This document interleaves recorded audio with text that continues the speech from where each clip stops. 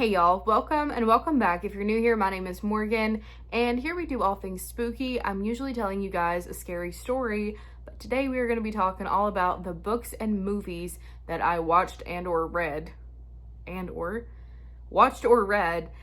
the month of March. So get cozy because, okay, this month's a little weird. I usually watch more movies than I read books, and I feel like that was flipped this month. So this one's gonna be interesting. As always, please check the description below to find out where to send me your scary stories if you guys have any that you would like for me to share. But without further ado, let's get into this video. So I think we're gonna start with books. And like I said, I did read quite a bit. And the first one, I actually read 2 parts of a series. I was highly influenced by TikTok. And that is is it called the Dream Harbor series? Where it starts off with the Pumpkin Spice Cafe, that series. So I did read this Pumpkin Spice Cafe, and it follows Jeannie, who moves to a small New England town to take over her aunt's coffee shop after she retires, and she meets a grumpy farmer named Logan. Her and Logan just slowly become closer and closer throughout this book. It's very cute and cozy. There is spiciness to it.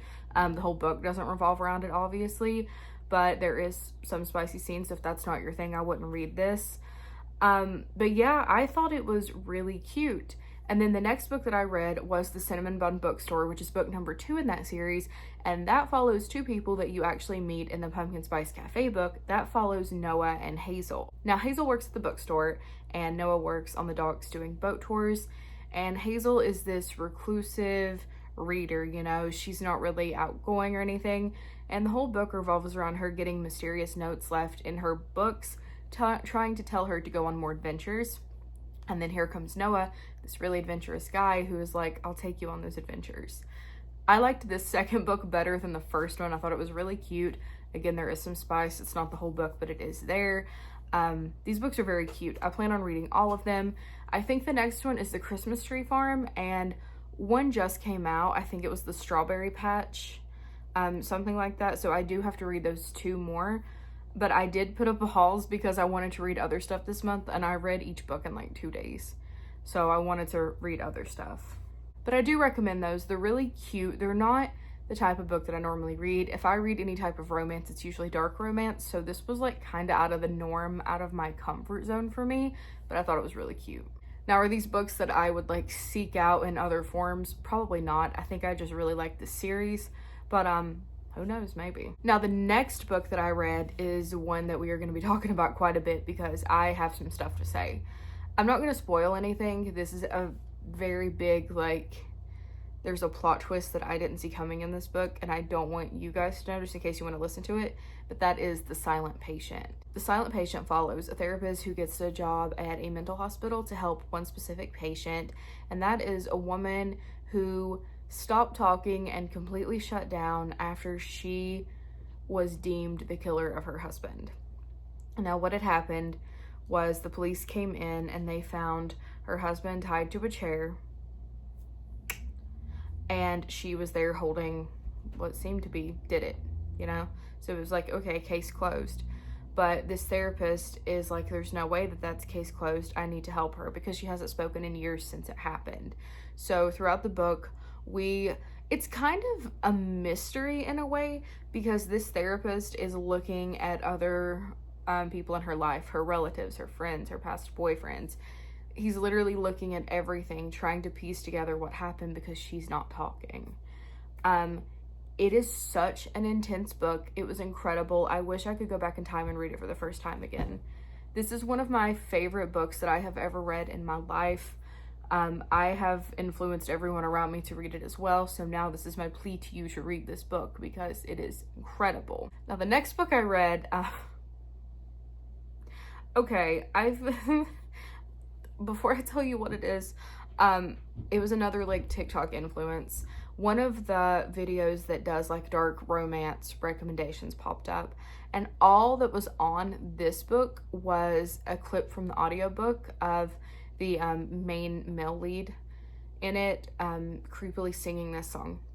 And I knew going into it was a dark romance. I literally knew nothing else. So I went online and I ordered the book Little Stranger. So the 2 main characters in this dark romance are a brother and sister. They're not blood related. Their parents adopted both of them. You know what? I loved the book. I really did. It was a lot, and it's not going to be for everyone, but I loved the way the main character Malachi was written, and it's not going to be for everyone. It's not going to be for everyone. Now, at the time of filming this, I am still currently reading a book, so I cannot give you my final thoughts, but what I'm currently reading right now and what I will finish before the end of the month is The Hunger. Now, The Hunger is a fictional historical book, I guess. Well, it's like a horror book too. I don't really know how to classify this one, but it follows the Donner Party. If you don't know who that is, they were, you know, the ones that got stranded in the wilderness and ate each other. It follows them, but it tells it in a different way, and it blames a certain creature that is said to be out through there for making them do this. It's really good. I'm about halfway through. It's really scary. It's left me really unnerved. I will go into detail more on my thoughts on it at the beginning of the next one. I'll probably make a YouTube short as well talking about it as soon as I'm finished. But it is a really good book, and I do recommend it so far. Now, there is some animal death in there that I feel like was really unnecessary, and it icked me. But, you know.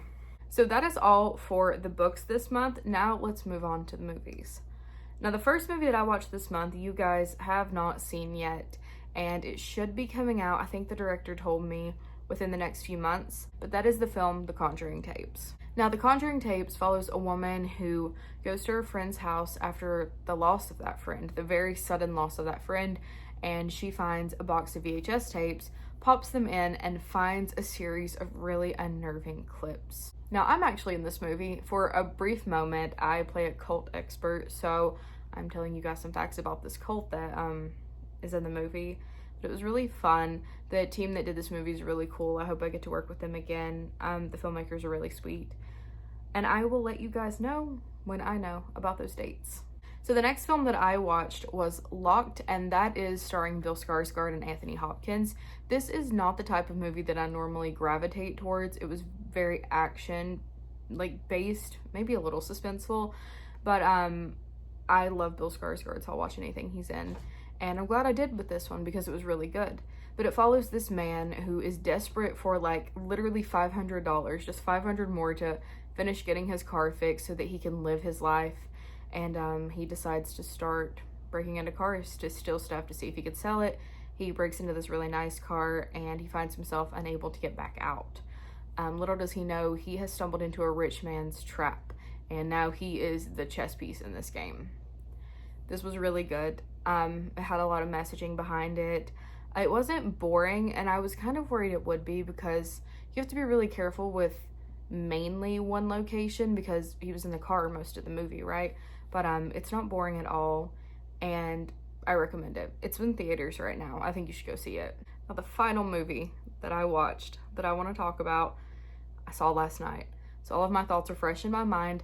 This will be the only place you guys see me talk about it because I didn't like it, and I normally don't do videos about movies I don't like. And that is The Woman in the Yard. And I am so sad about it because I was so excited for this movie. Now, I will say, okay, this is a Blumhouse. And I will say for once, Blumhouse actually did decent with promotion. I don't think they gave away too much in the ads or anything. And they left just enough to where I was so excited to come see this movie. I was so curious. But I didn't like it. Okay, first of all, way too much animal death. It was unnecessary. I don't like it. I wish it hadn't happened. I liked the messaging behind the movie. The messaging behind the movie is about grief, suicidal thoughts and tendencies, blaming yourself for someone's death. It had really good messaging. And I think if they had just left out some of the stuff that they put in this movie, it would have been fine. They added way too much. They harped way too hard on trying to make it a horror movie, and it missed the mark. They didn't find that good middle ground. They were more worried about adding in some jump scares that the movie did not need. and more little plot twists where you're confused. I don't think it needed that. Such a deep, raw message deserved more than that, more than cheap little jump scares and cheap little plot twist things that added nothing to the story and just confused me. At the end of it, I was sad because it was a very heavy last like 25 minutes, but I was confused and just upset because I feel like those characters were written really well and they just needed more. That's literally all that I watched and finished this month. I started Little Bites, the Shudder original about the mom who makes a bargain with the monster in the basement to slowly eat her so that her daughter stays safe. I didn't get to finish it because I had to stop one night and I've been busy. I've been traveling a lot this past month. I went to Atlanta and Cincinnati, so there's been a lot going on. Next month I'll be on film sets and doing other conventions.